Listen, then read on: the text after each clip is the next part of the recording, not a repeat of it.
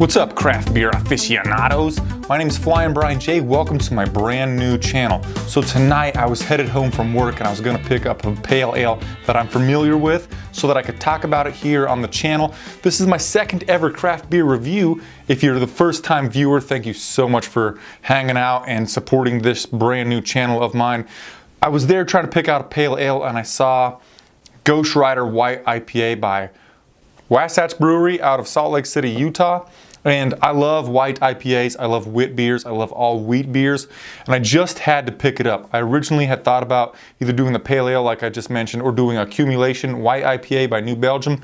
Saw this baby, I've never heard of the brewery, I've never seen the beer before, so I had to pick it up. As you can see here, the logo, the artwork is pretty damn cool. We got a Ghostrider going on here, and then on the bottom there it says brewed with coriander. On the back side of the bottle it tells us a little legend. Legend has it Ghostrider roams the high desert seeking revenge on those who stole his recipe for the perfect IPA.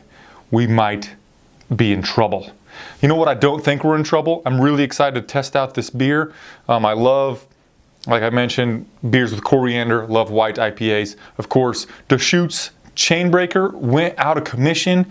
It died. They discontinued that baby. It was just through 2012 through 2016. So perhaps Ghostrider White IPA by Wasatch Brewery out of Salt Lake City, Utah can replace that. So I've already poured it here. Let's get a nose on it, see what we can find.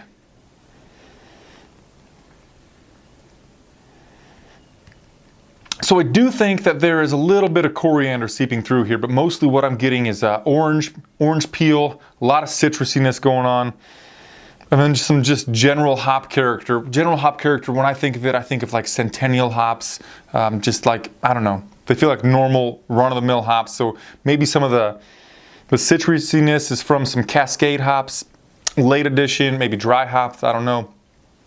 On Untapped, this bottle does not say how many IBUs it has, but on Untapped it ranks 3.6 out of 5 stars, so kind of middle of the pack for rating, and then on there it says that it has 50 IBUs. So it would be high, super high for a wit beer. It's really low for an IPA, so we can't expect it to be too bitter. Somewhere in between the middle of a wit beer and like an Accumulation White IPA. But so we got a nose on it, grapefruit, little orange, slight coriander going on in here. Not a terrible amount, to be honest with you, in my opinion.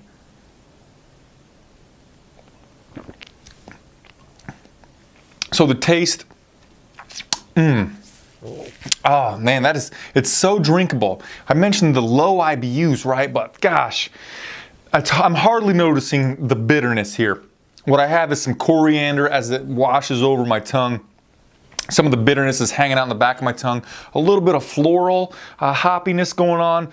Some citrus in the taste, but maybe I'm crazy, but I'm tasting some floral, a little bit of coriander, some citrus, not overpowering. A slight sweetness from that wheat malt that I assume is in this bad bee. Maybe some white wheat malt, what have you, but it's got some slight sweetness, coriander.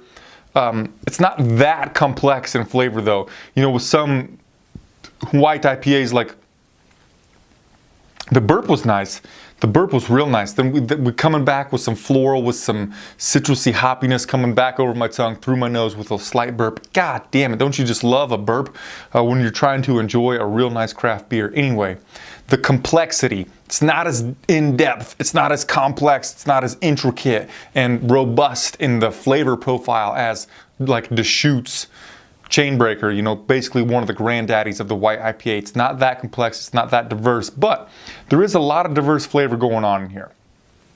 Like I mentioned, the IBUs, it's super low on it. So if you have a friend that you're trying to get to enjoy an IPA, you're trying to get them into the hop culture, right? But they are resisting a little bit. You say, hey man, check this out. I got an IPA that I'm certain that you're gonna like. I'm just certain of it.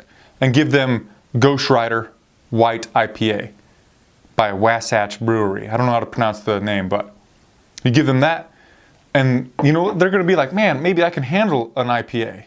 Perhaps maybe they'll be turned off at the beginning, but this isn't an IPA that's going to burn the shit out of your tongue. It's not going to burn your taste buds. You're still going to be able to drink. If they don't like it, they're still going to be able to drink whatever watery beer they want next and enjoy whatever flavor it has. But this would be a good introductory beer into the IPA or into the craft beer realm. This is really drinkable.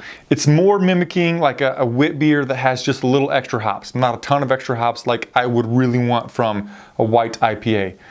So we're coming to the grade. You can follow me on Untapped at Flying Brian J. So I've been comparing it to Deschutes, and I feel like that's a necessity. We need to compare it to Deschutes. Chainbreaker, may it rest in peace.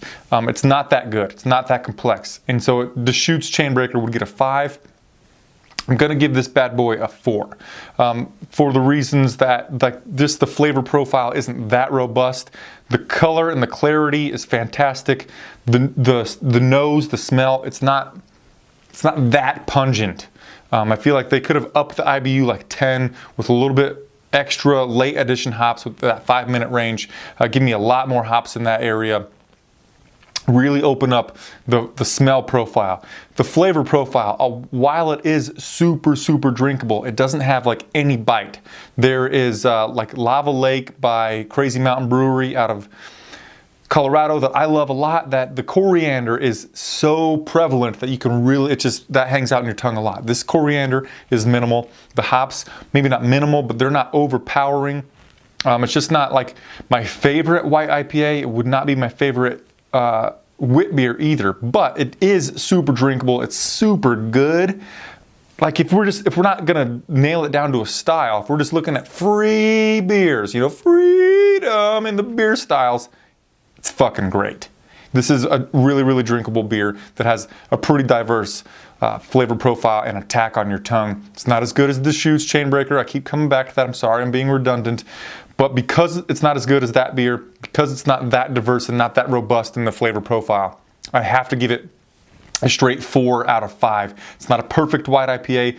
It's not a 3.5, close to what it's being rated at Untapped. I'm going to give it a 4.0. I feel like the flavor profile, the mouthfeel, the color, all of that mouthfeel, it's smooth. It's just like barely touches your tongue as it dribbles back in the back of your throat because of how much carbonation it has, because of how thin it is with that carbonation, and how there's not that much bitterness that is attacking your tongue. It's not going to swish around in the side of your mouth with the flavor and just kind of make your cheeks tingle like a sweeter beer would, like a stout or what have you. But overall, 4.0 out of 5. Tell me what you think of Ghostrider by Wasatch Brewery out of Salt Lake City, Utah in the comment section down below.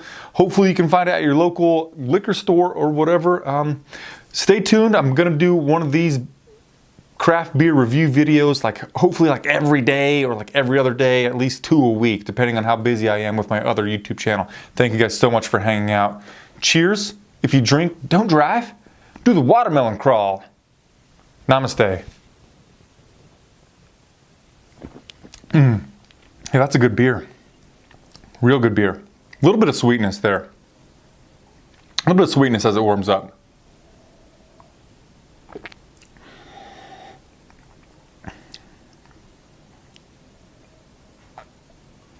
Yeah.